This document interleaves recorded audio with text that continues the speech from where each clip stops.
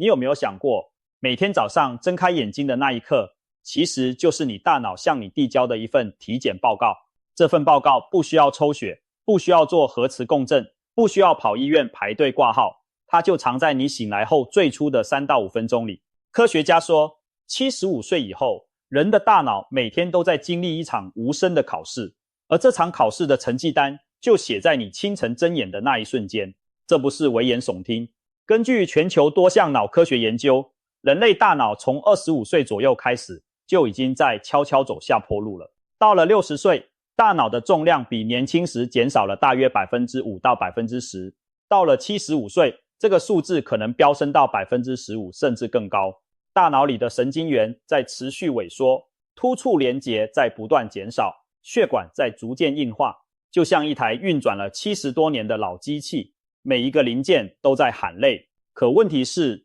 有些人75岁的大脑活力堪比50岁的年轻人，而有些人才刚过65岁，大脑就已经像90岁的老人一样迟钝了。这中间的差距到底是什么？答案就藏在每天早晨你醒来的那一刻。如果你75岁以后，早上醒来完全没有接下来要说的这5种感觉，那么恭喜你，你的大脑比 90% 的同龄人都要年轻，甚至可能比很多60岁的人还要健康。但如果你经常出现其中2种以上，那你的大脑可能正在向你发出求救信号，而大多数人却完全忽略了。好，接下来我们就一个一个来说，请你一定要看完，因为最后一种感觉是最容易被忽略的，也是最致命的。第一种感觉，早上醒来头晕目眩，感觉天旋地转。你有没有这样的经历？早上闹钟一响，你慢慢睁开眼睛，准备起身，结果刚一抬头，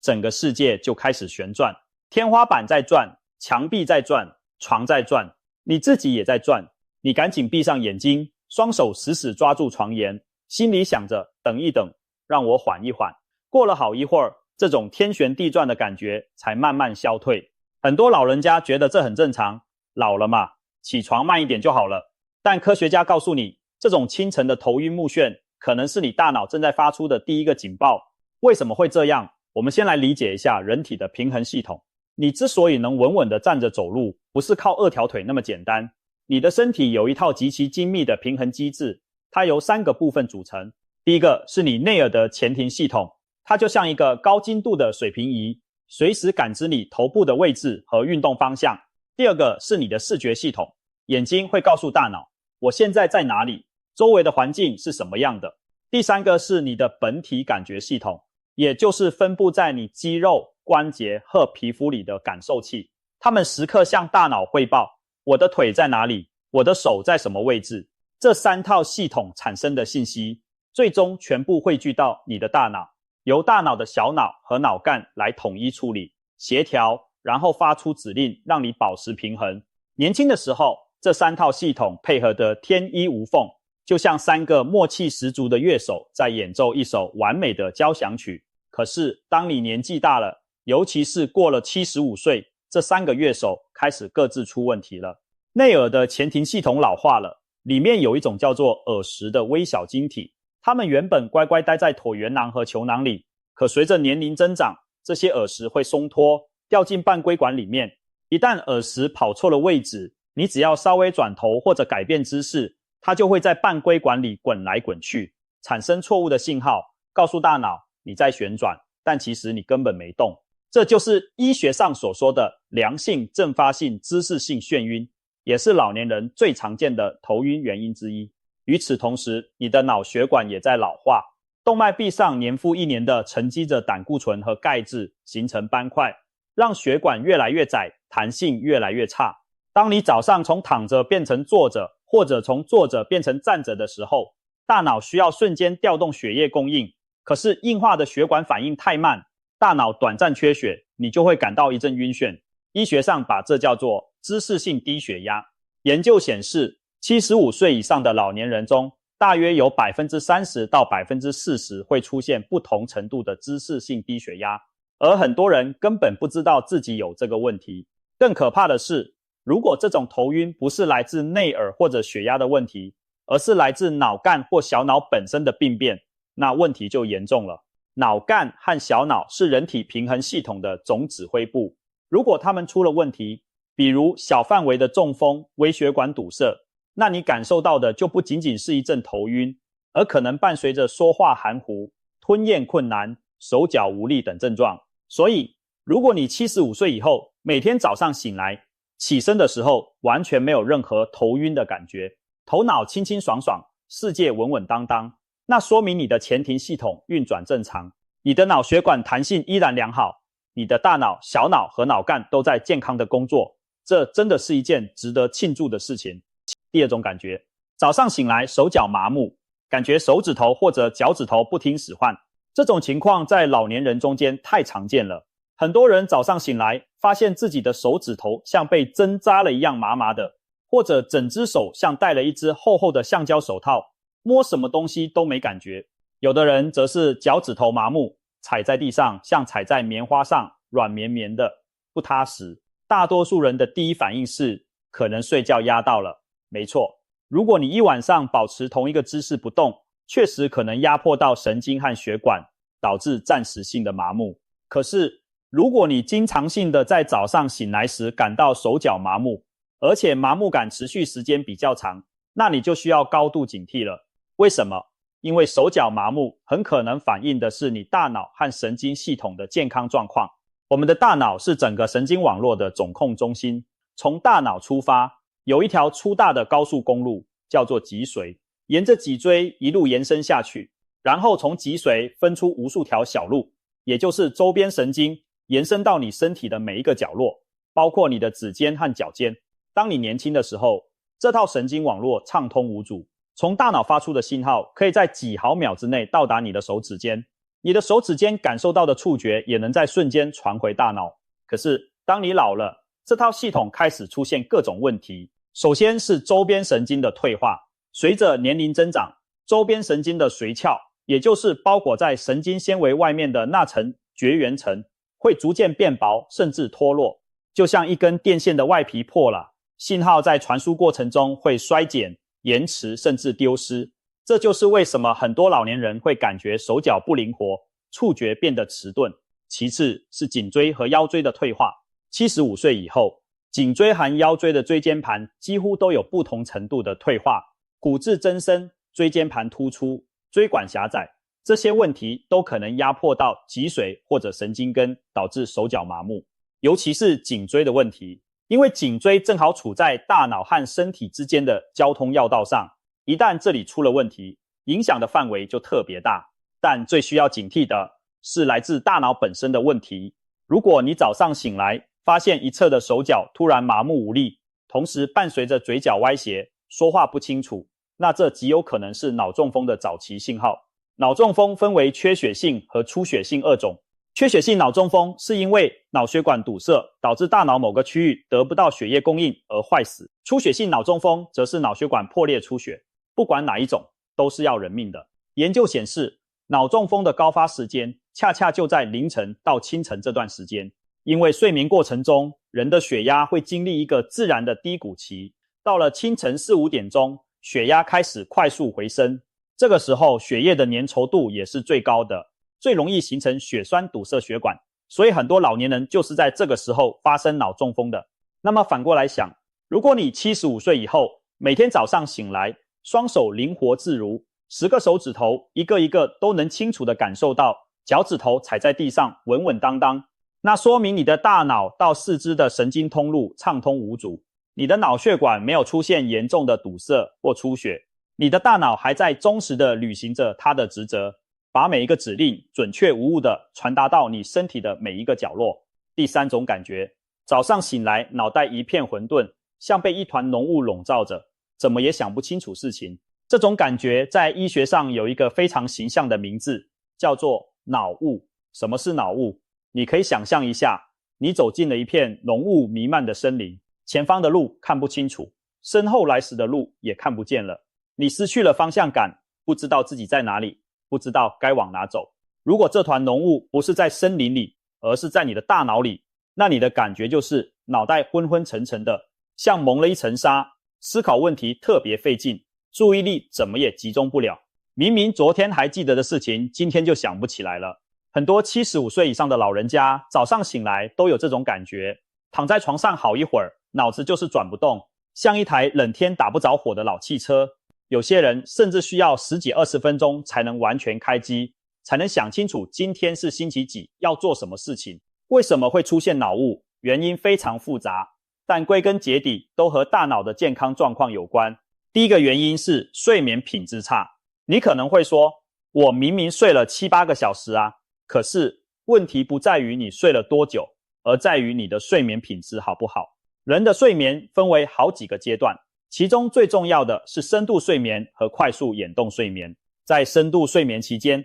大脑会启动一套叫做胶质淋巴系统的清洗机制，就像一台高压水枪，把大脑在白天运转过程中产生的代谢废物，包括那个臭名昭著的贝塔淀粉样蛋白，统统冲刷干净。贝塔淀粉样蛋白就是阿兹海默症的元凶之一。当它在大脑里堆积的越来越多，就会像一团团黏糊糊的垃圾，堵塞神经元之间的通道，让神经信号传导变慢甚至中断。而这套清洗机制主要在深度睡眠的时候才能高效运转。问题是75岁以后，人的深度睡眠时间会大幅减少。年轻人每晚深度睡眠大约占总睡眠的 20% 到 25%， 但到了75岁，这个比例可能降到 5% 甚至更低。也就是说，你的大脑每天晚上都洗不干净，日复一日，垃圾越积越多，脑雾就越来越严重。第二个原因是大脑的血液循环变差。大脑虽然只占体重的 2%， 但它消耗的氧气和能量却占全身的 20%。 要维持这么高的能量消耗，需要充足的血液供应。可是当你的脑血管老化、硬化、变窄之后，流入大脑的血液就会减少，大脑得不到足够的氧气和营养，自然就运转不起来了。第三个原因更加隐蔽，那就是慢性炎症。你可能想不到，你的大脑里面也会发炎。随着年龄增长，人体的免疫系统会逐渐失调，产生一种被称为低度慢性炎症的状态。这种炎症不像感冒发烧那样明显，你感觉不到疼痛，量不到体温升高，但它确确实实在你的大脑里悄悄进行着，损害着你的神经元和突触连接。科学家把这种现象叫做炎性老化，它就像一把慢火，你感觉不到它的存在，但它在持续不断地灼烧着你的大脑。所以如果你75岁以后，每天早上醒来，脑子清清楚楚，思路敏捷，能迅速想起今天的计划和安排，那恭喜你，你的深度睡眠品质可能依然不错，你的大脑血液循环依然通畅，你大脑里的垃圾清理系统依然在高效运转。换句话说，你的大脑还在用一种年轻的方式在工作。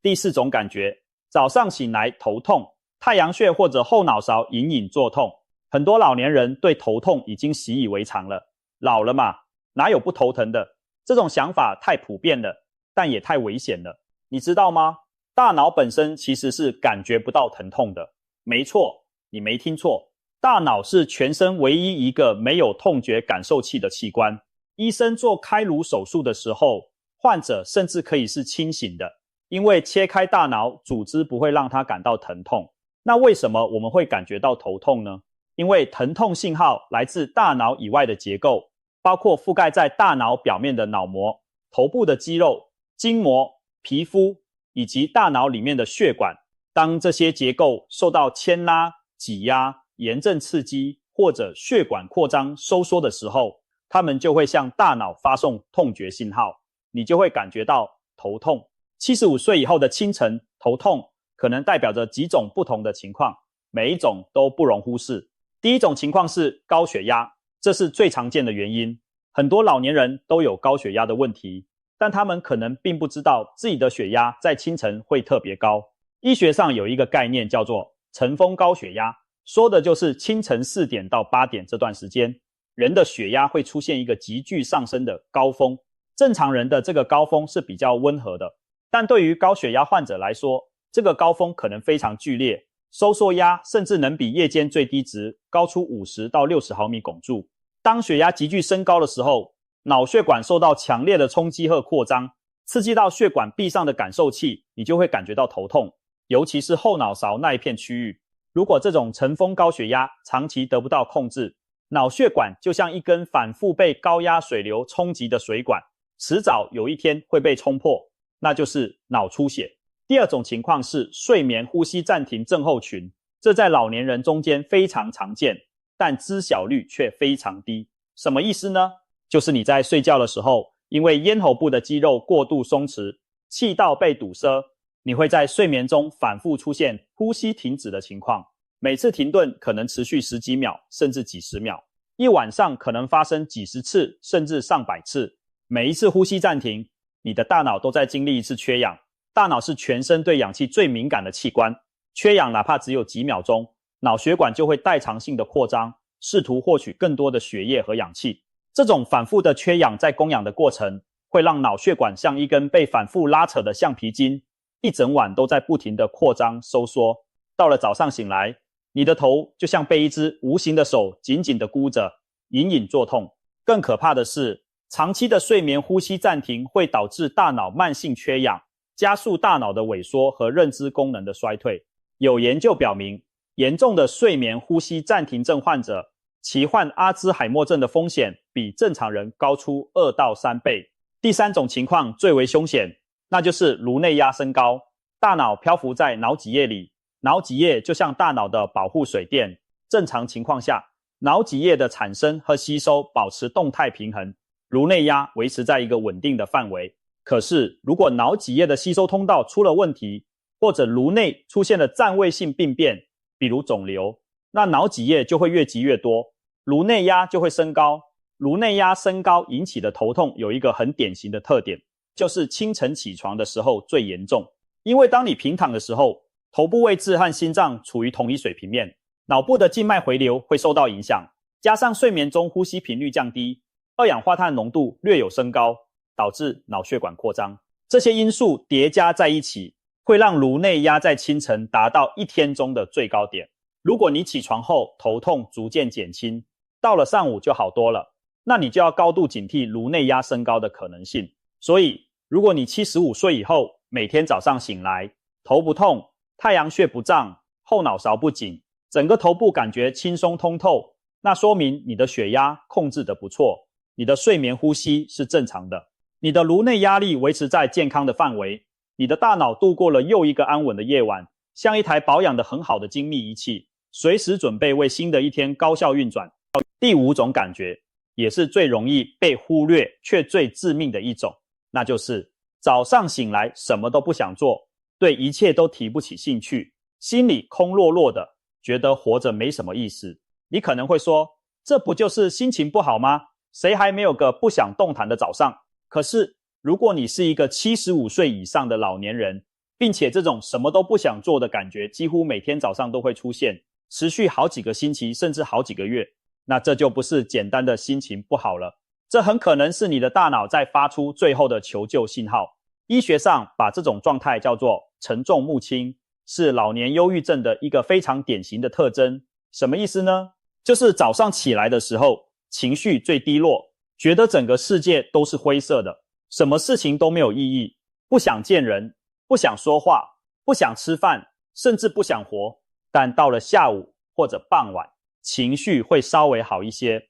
这种规律性的情绪波动背后有着深刻的生物化学原因。我们大脑里有几种非常重要的化学物质，叫做神经递质，其中最关键的3种是血清素、多巴胺和去甲肾上腺素。血清素负责调节情绪和心境，让你感到平静和满足；多巴胺负责奖赏和动力，让你对事物产生兴趣和期待；去甲肾上腺素负责警觉和专注，让你在面对挑战时保持清醒和活力。当你年轻的时候，这3种神经递质的合成和分泌都处在一个非常健康的水平。可是随着年龄增长，特别是过了75岁以后，大脑中合成这些神经递质的能力会显著下降。血清素少了，你就容易感到焦虑和不安；多巴胺少了，你就对什么事情都提不起兴趣，觉得生活无聊透顶；去甲肾上腺素少了，你就会感到疲惫、迟钝、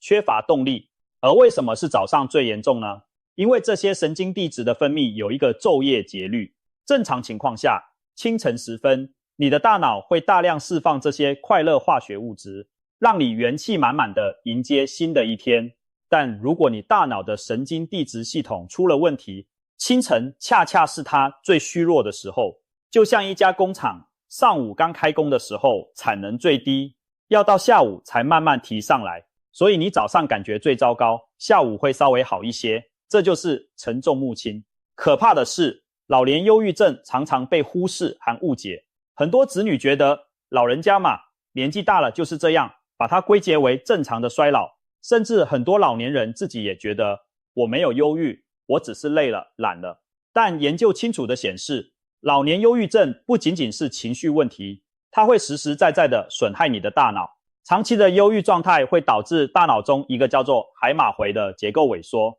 海马回是大脑中负责学习和记忆的核心区域，就像大脑的记忆硬盘，当海马回萎缩了，你的记忆力就会急剧下降，而记忆力下降又会进一步加重你的焦虑和沮丧，形成一个恶性循环。更严重的是，多项大规模的长期追踪研究发现，老年忧郁症患者发展为阿兹海默症的风险比正常老年人高出1倍以上。也就是说，老年忧郁症可能本身就是阿兹海默症的前奏曲。你以为只是心情不好，其实可能是你大脑深处的神经元正在加速凋亡，你的海马回正在一天天缩小，你的认知功能正在一步步滑向那个深渊。但反过来，如果你75岁以后，每天早上醒来，心里就充满了对新一天的期待，想着今天要去公园走走，要跟老朋友打个电话，要做一顿好吃的，要看一本好书，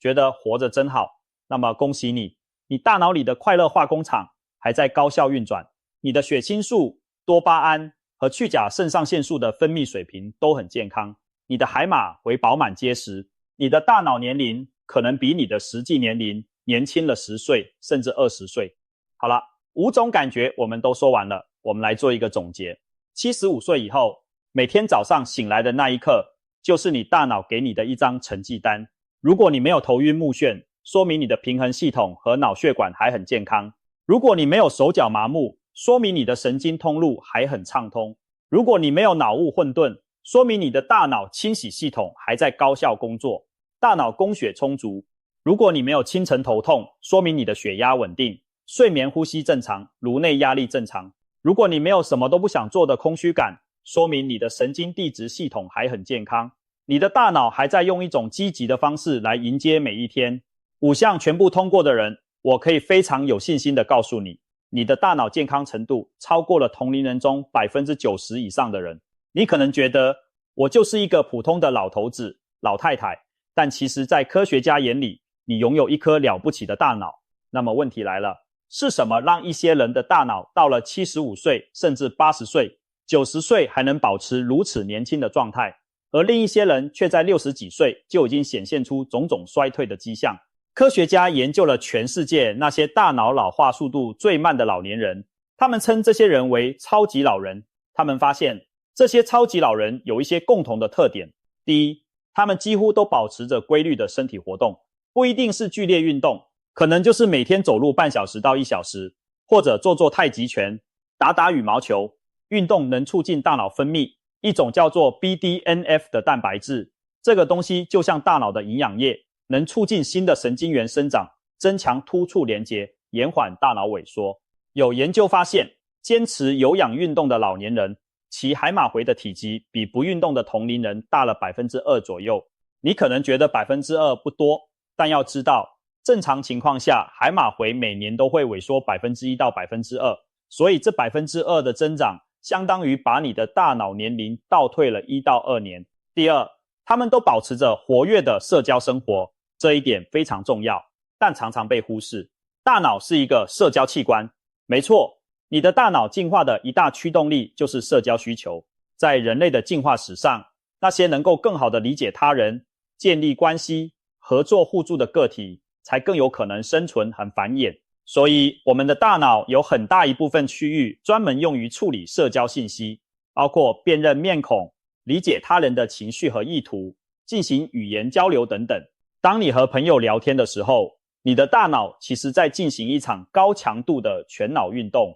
你要听对方说话，也就是听觉皮层在工作。你要理解对方的意思，也就是语言理解区在工作。你要组织自己的回应，也就是语言表达区在工作。你要观察对方的表情和肢体语言，也就是视觉皮层和镜像神经元在工作。你还要在脑海中搜索相关的记忆和经验来丰富对话，也就是海马回和前额叶皮层在工作。所以一次普通的聊天就能让你的大脑得到一次全方位的锻炼。反过来，如果一个老年人长期独居，缺乏社交，大脑的这些区域就会因为缺乏刺激而逐渐萎缩。研究显示，社交孤立的老年人，其认知功能衰退的速度比社交活跃的同龄人快 20% 以上，患阿兹海默症的风险也高出 50% 以上。第三，他们都保持着良好的饮食习惯。超级老人的饮食通常有几个共同特点，他们吃大量的蔬菜、水果和全谷物，